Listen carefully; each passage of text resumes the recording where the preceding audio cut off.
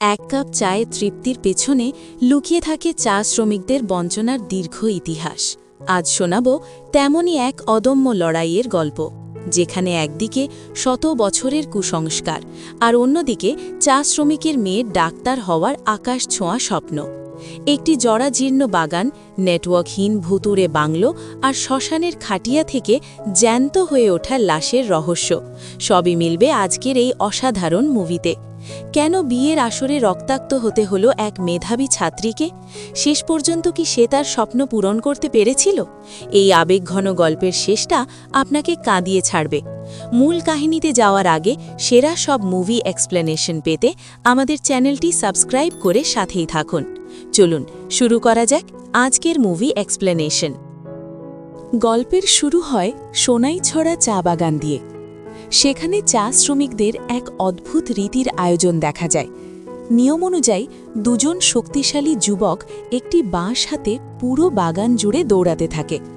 তাদের বিশ্বাস, এই রিচুয়ালের মাধ্যমে বাগানে লুকিয়ে থাকা সমস্ত অশুভ আত্মা বা প্রেতাত্মা দূর হয়ে যায়, আর এই বিশ্বাস থেকেই তারা নিয়মিত এই প্রথা পালন করে। দৃশ্যপট বদলে এরপর দেখা যায় ঢাকা থেকে সিলেটগামী একটি ট্রেন। বগির ভেতর যাত্রীদের আড্ডায় উঠে আসে বর্তমান সময়ের ডাক্তারদের প্রসঙ্গ।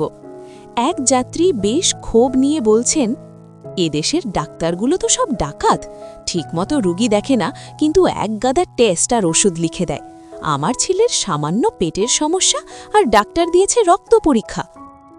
কথাগুলো শুনে পাশের সিটে বসা আইরিন মুচকি হাসে। আইরিন সদ্য এমবিবিএস শেষ করেছে। সে তার সিনিয়র মারজান আপুর সহযোগী হিসেবে সোনাইছড়া চা বাগানে যাচ্ছে। মূলত সামনে তার এমডি পরীক্ষা, তাই সেখানে পড়াশোনার জন্য নিরিবিলি পরিবেশই তার মূল লক্ষ্য। মারজান আপুর তার সাথে আসার কথা থাকলেও শেষ মুহূর্তে মা অসুস্থ হয়ে পড়ায় তিনি আসতে পারেননি। তিনি আইরিনকে ফোনে জানান মা একটু সুস্থ হলেই রাতের ফ্লাইটে তিনি সিলেটে পৌঁছাবেন, আর স্টেশনে আইরিনকে রিসিভ করার জন্য রবিন নামে একজন অপেক্ষা করবে।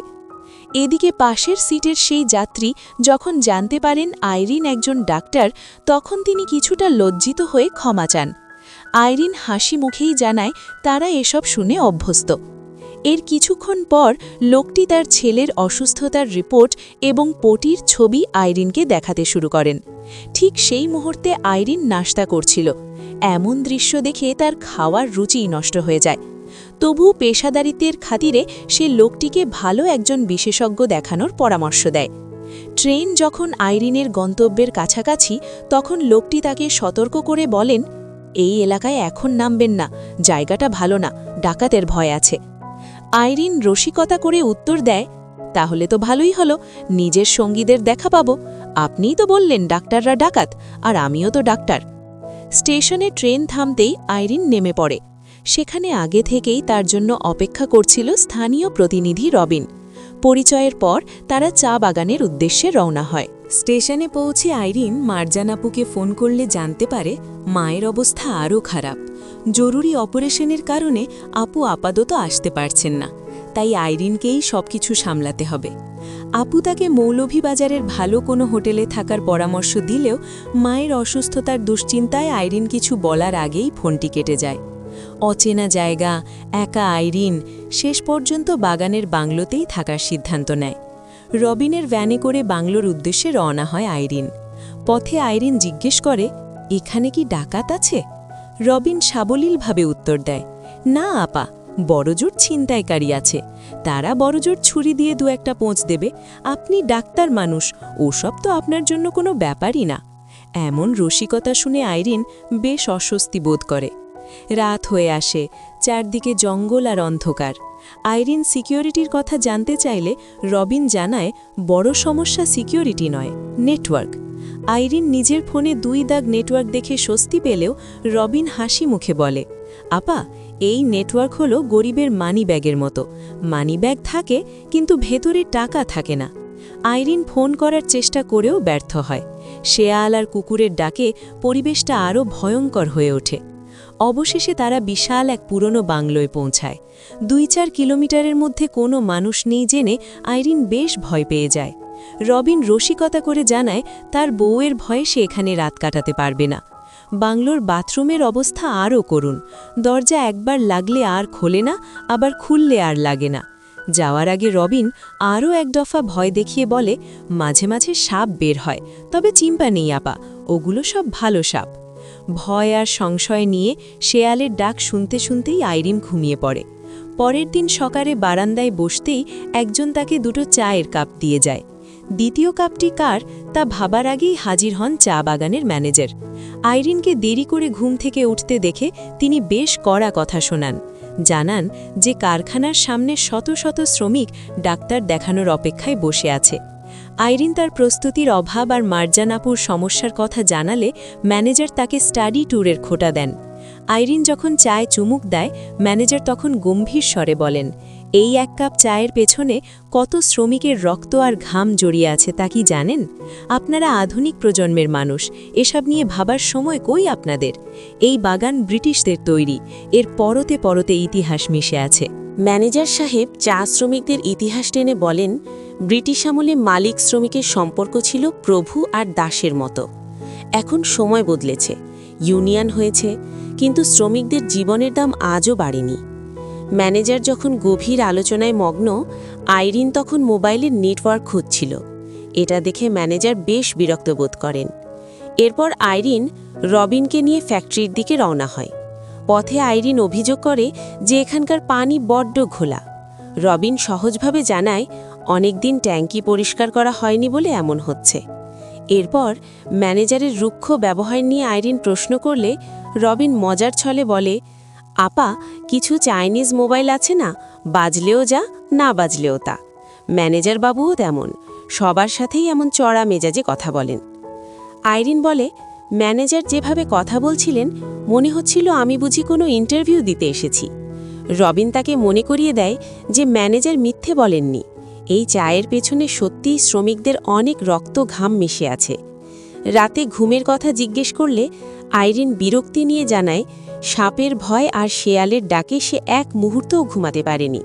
সে সিদ্ধান্ত নেয় এই হন্টেড বাংলোতে সে আর এক রাতও থাকবে না, আজই চলে যাবে। রবিন মন খারাপ করে বলে, আপনি ডাক্তার মানুষ, রোগী না দেখেই চলে যাবেন?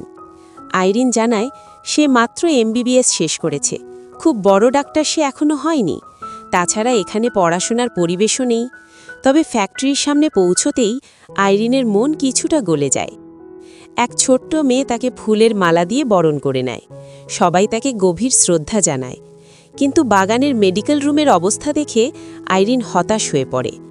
ধুলোবালিতে ভরা সেই ঘরে আইরিন যখন রোগী দেখতে শুরু করে, তখন সামনে আসে এক অদ্ভুত বাস্তবতা। এক বৃদ্ধ তার নাতিকে নিয়ে এলে আইরিন রোগ জানতে চায়। বৃদ্ধ জানান রোগের কথা তিনি জানেন না, শুধু ব্যথার জন্য সাদা পাতার সাদা ওষুধ আর সর্দির জন্য সাদা পাতার হলুদ ওষুধ দিলেই হবে। আইরিন মেডিসিন বক্স খুলে দেখে সেখানে প্যারাসিটামল আর হিস্টাসিন ছাড়া আর কিছুই নেই। নিরুপায় হয়ে সে সবাইকে ওই 2 রকম ওষুধই বিলি করতে থাকে। কেউ রোগের কথা বলে না, সবাই শুধু কয়েক পাতা করে ওষুধ নিয়ে যায়। এই লোক দেখানো চিকিৎসা আইরিনকে বেশ অস্বস্তিতে ফেলে দেয়। কাজ শেষে সে ব্যাগ গুছিয়ে বাংলো থেকে বেরিয়ে পড়ে। রবিন তাকে আটকানোর চেষ্টা করলে আইরিন যুক্তি দেখায় যে এখানে নেটওয়ার্ক নেই, তার বাবা তাকে না পেয়ে দুশ্চিন্তা করছেন। তাছাড়া সে বলে, এখানে থেকে কি করব? সবাই তো শুধু ওষুধ নিতে আসে, কেউ তো আর এখানে মারা যাচ্ছে না। ঠিক সেই মুহূর্তেই তার সামনে দিয়ে শ্মশানের দিকে একটি লাশ নিয়ে যাওয়া হয়। রবিন বলে, দিদি, আপনি মৃত্যুর কথা বলছিলেন না? এই দেখুন লাশ যাচ্ছে। আইরিন যখন লাশের মিছিল দেখছিল তখনই ঘটে এক অবিশ্বাস্য ঘটনা। হঠাৎ খাটিয়া থেকে লাশটি জ্যান্ত হয়ে উঠে বসে। ভয় আইরিন যখন থরথর করে কাঁপছে, তখন নন্দিনী নামের এক মেয়ে এসে তাকে অভয় দেয়। সে জানায় ইনি হচ্ছেন মৃত্যুঞ্জয় দাদা। তাকে এর আগেও অনেকবার মৃত ভেবে শ্মশানে নেওয়া হয়েছে, আবার সেখান থেকে তিনি জ্যান্ত ফিরে এসেছেন। আইরিন অবাক হয়ে জিজ্ঞেস করে, এমনটা কেন হয়?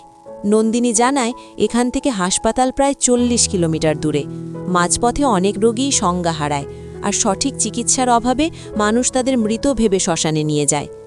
নন্দিনী আইরিনকে জানায় যে দুর্গম এলাকা হওয়ায় এখানে মৃত আর জীবিতের পার্থক্য করা খুব কঠিন হয়ে পড়ে। সামান্য জ্বরেও এখানে মানুষ মারা যায়। নন্দিনী নিজের মায়ের কথা বলতে গিয়ে আবেগপ্রবণ হয়ে পড়ে। সে জানায় মা রাতে সুস্থ শরীরে ঘুমিয়েছিলেন, কিন্তু সকালে আর জেগে ওঠেননি। এসব শুনে আইরিনের মন বেশ খারাপ হয়ে যায়।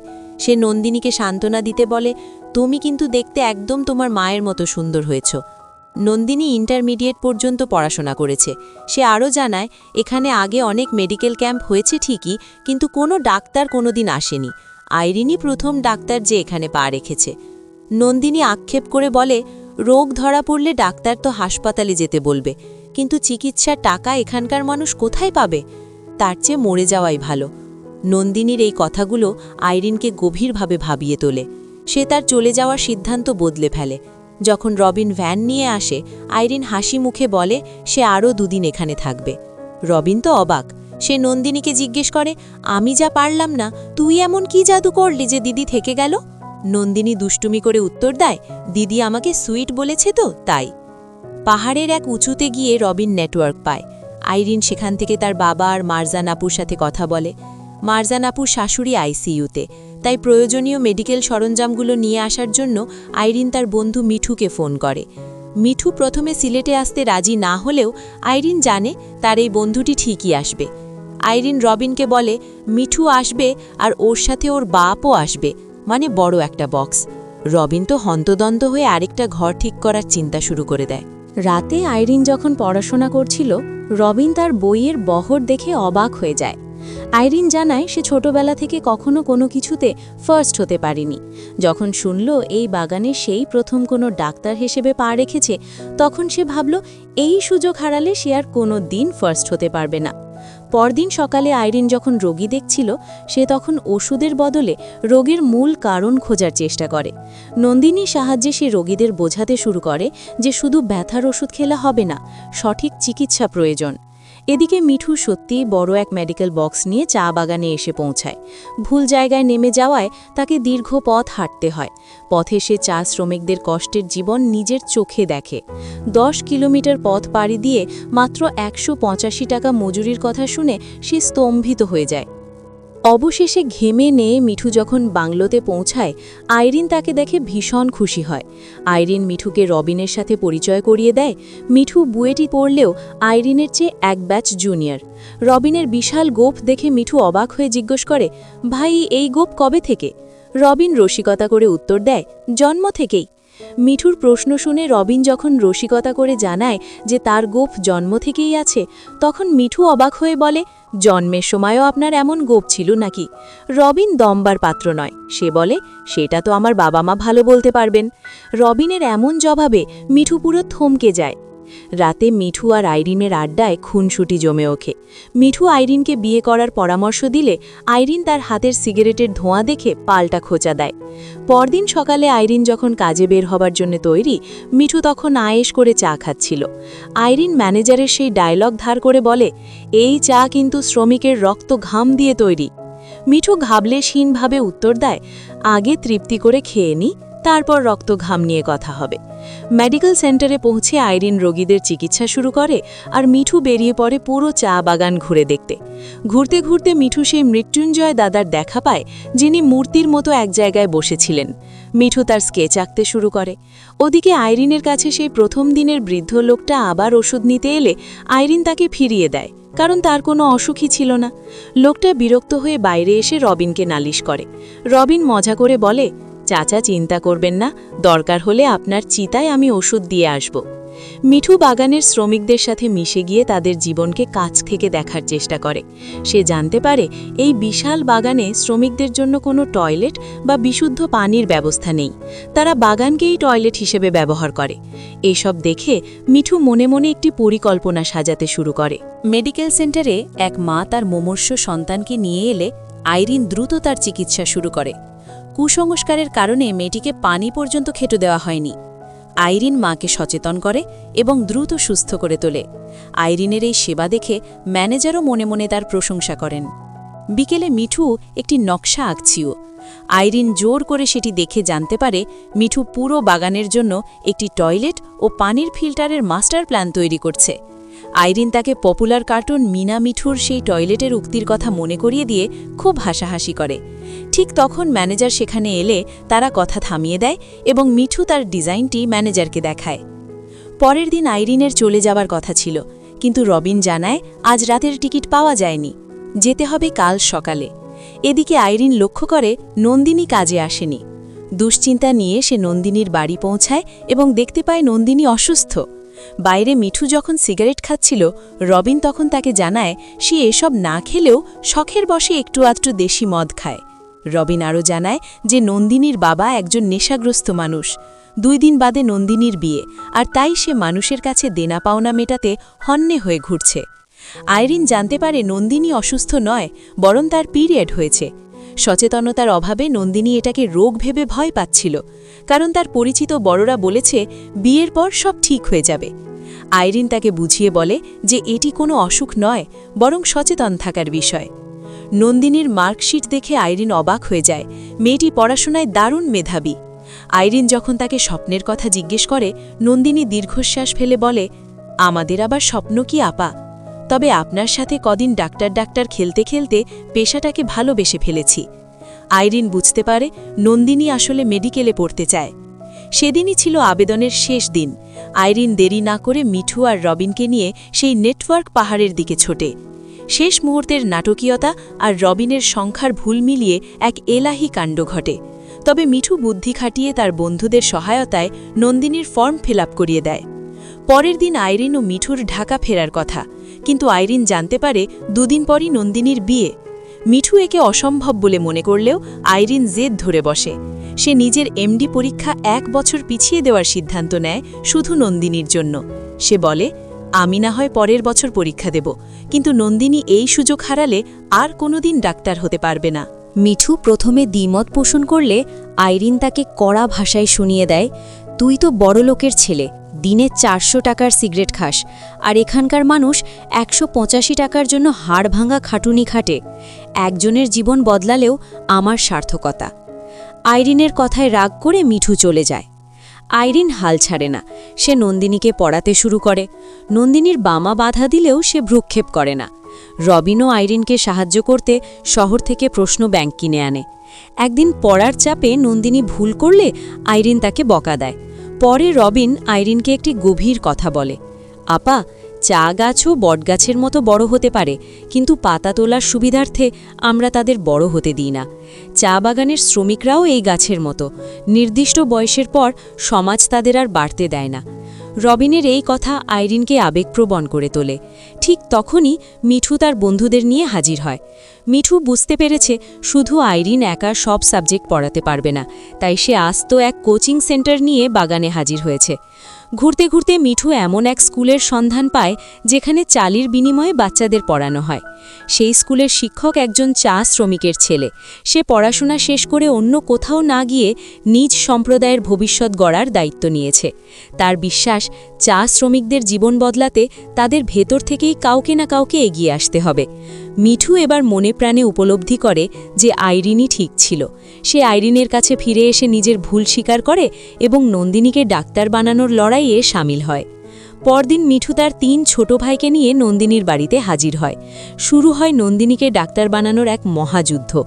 অফলাইন অনলাইন মিলিয়ে দিন রাত পড়াশুনো চলতে থাকে। ম্যানেজার বাংলোতে এত মানুষ দেখে বিরক্ত হলেও রবিন বুঝিয়ে বলে, ডাক্তার আর পুলিশ কখন কার কাজে লাগে বলা যায় না স্যার, থাকতে দিন এদের। পড়াশুনোর ফাঁকে শ্রমিকদের দেওয়া মুরগি দিয়ে সবাই মিলে বারবিকিউ পার্টি করে। এ যেন এক অন্যরকম সখ্যতা। পরীক্ষার ঠিক আগে মিঠুর ছোট ভাইয়েরা নন্দিনীকে অনেক ফলমূল আর সাহস দিয়ে বিদায় নেয়। আইরিন শেষবার ম্যানেজারের সাথে দেখা করতে গেলে ম্যানেজার রসিকতা করে বলেন, প্রথমে তো থাকতেই চাইছিলেন না, এখন তো যাওয়ার নাম নেই। আইরিন কৃতজ্ঞতা জানিয়ে বলে, আপনার সেই রক্তঘামের চায়ের কথা আজ আমি বুঝতে পেরেছি, সেই দাম মেটাতেই আমি থেকে গিয়েছিলাম। আইরিন মিঠুকে জানায় নন্দিনীর স্বপ্ন পূরণ হওয়া কতটা জরুরি। সে তার নিজের পিরিয়ডের সমস্যার কথা পর্যন্ত কাউকে বলতে পারে না, তবুও স্বপ্ন দেখে যাচ্ছে। আইরিন ঠিক করে নন্দিনীর পরীক্ষা শেষ করেই সে নিজের এক্সাম দিতে সোজা ঢাকা চলে যাবে। দীর্ঘদিনের লড়াই শেষে অবশেষে পরীক্ষার দিন আসে। নন্দিনী তার মায়ের শাড়ি পরে তৈরি হয়, কিন্তু ঠিক সেই মুহূর্তে জানা যায় মৃত্যুঞ্জয় দাদা এবার সত্যি সত্যিই মারা গেছেন। চারদিকে কান্নার রোল। নন্দিনী যখন বের হতে যাবে তখন তার বাবা বাধা দিয়ে বসেন। পাশে মানুষ মারা গেছে আর তুই রঙিন শাড়ি পরে পরীক্ষা দিতে যাবি? এই বলে তিনি নন্দিনীকে চড় মারেন। কিন্তু রবিন আর আইরিন দমে যাওয়ার পাত্র নয়। রবিন পরিস্থিতি সামলায় আর আইরিন মিঠু নন্দিনীকে নিয়ে কেন্দ্রের দিকে ছোটে। সব বাধা পেরিয়ে নন্দিনী ঠিক সময়েই পরীক্ষা হলে পৌঁছায়। দৃশ্যপট বদলে যায় 1 বছর পর। আজ আইরিনের বিয়ের দিন, আর পাত্রটি তার সেই দীর্ঘদিনের বন্ধু মিঠু। বিয়ের সাজে আইরিনকে দেখে মিঠু মুগ্ধ হয়ে যায়। তাদের আলাপে উঠে আসে চা বাগানের সেই পুরনো দিনগুলো। তবে একটি ক্ষত আইরিনের মনে আজও রয়ে গেছে। পরীক্ষার রেজাল্টে নন্দিনী ফেল করেছিল। আইরিন নিজেকে কথা দিয়েছিল সে আর কোনোদিন নন্দিনীর সামনে দাঁড়াবে না। বিয়ের আসরে মিঠু আইরিনকে বলে, তোর জন্য একটা সারপ্রাইজ আছে, বাইরে চল। আইরিন বাইরে আসতেই থমকে যায়। তার সামনে দাঁড়িয়ে আছে নন্দিনী আর তার স্বামী। এতদিন পর নন্দিনীকে দেখে আইরিন কান্নায় ভেঙে পড়ে। নন্দিনী জানায় রেজাল্ট খারাপ হওয়ায় সে লজ্জায় আর ভয়ে আইরিনের সামনে আসার সাহস পায়নি। মিঠু হাসি মুখে আইরিনকে বলে, নন্দিনীকে তো আমি বিয়ের দাওয়াত দিতেই চেয়েছিলাম, কিন্তু ওকে খুঁজতে গিয়ে যে সারপ্রাইজ পাবো সেটা ভাবিনি। ঠিক তখনই নন্দিনী আইরিনের হাতে তুলে দেয় তার ঢাকা মেডিকেল কলেজের আইডি কার্ড। এটি দেখে আইরিন এতটাই আবেগপ্রবণ হয়ে পড়ে যে তার চোখ দিয়ে আনন্দাশ্রু ঝরতে থাকে। নন্দিনী সবটা খুলে বলে, প্রথমবার ফেল করার পর তার বিয়ে হয়ে গিয়েছিল, কিন্তু তার স্বামী তাকে দমে যেতে দেননি। নন্দিনীর স্বামী গর্ব করে বলেন, আমি নিজে মাত্র ক্লাস 8 পর্যন্ত পড়েছি, তাই আমার ঘরে যদি একজন ডাক্তার বউ থাকে তবে সেটা তো আমার জন্যই বড় ভাগ্যের ব্যাপার। স্বামীর অফুরন্ত সাপোর্টে দ্বিতীয়বার পরীক্ষা দিয়েই নন্দিনী আজ ঢাকা মেডিকেলের ছাত্রী। মিষ্টি মুখ আর আলিঙ্গনের এক আবেগঘন মুহূর্তের মধ্য দিয়ে গল্পটি শেষ হয়। সোনাইছড়া চা বাগানের সেই অচেনা মেয়েটি আজ ডাক্তার হওয়ার পথে, আর এর পেছনে বড় অনুপ্রেরণা ছিল আইরিনের সেই জেদ। আমরা চা শ্রমিকদের কষ্টের কথা অনেক শুনেছি, কিন্তু এই গল্পটি যেন আমাদের চোখে আঙুল দিয়ে দেখিয়ে দিল তাদের জীবন কতটা কঠিন। শত প্রতিকূলতার মাঝেও এক টুকরো স্বপ্ন কিভাবে বেঁচে থাকে এবং সফল হয়, এই সিনেমাটি তারই এক দারুণ দৃষ্টান্ত। বন্ধুরা, চা শ্রমিকদের জীবন আর এক অদম্য স্বপ্নের এই গল্পটি আপনাদের কেমন লাগলো? নন্দিনীর এই ঘুলে দাঁড়ানো কি আপনাদের মনেও দাগ কেটেছে? অবশ্যই কমেন্ট বক্সে আপনাদের মতামত জানান। মুভিটির চমৎকার এই কাহিনী যদি আপনাদের ভালো লেগে থাকে তবে ভিডিওটিতে একটি লাইক দিন এবং এমন আরও সুন্দর মুভি এক্সপ্লেনেশন পেতে আমাদের চ্যানেলটি সাবস্ক্রাইব করে পাশেই থাকুন। দেখা হবে পরবর্তী ভিডিওতে। ততক্ষণ ভালো থাকুন, সুস্থ থাকুন। ধন্যবাদ।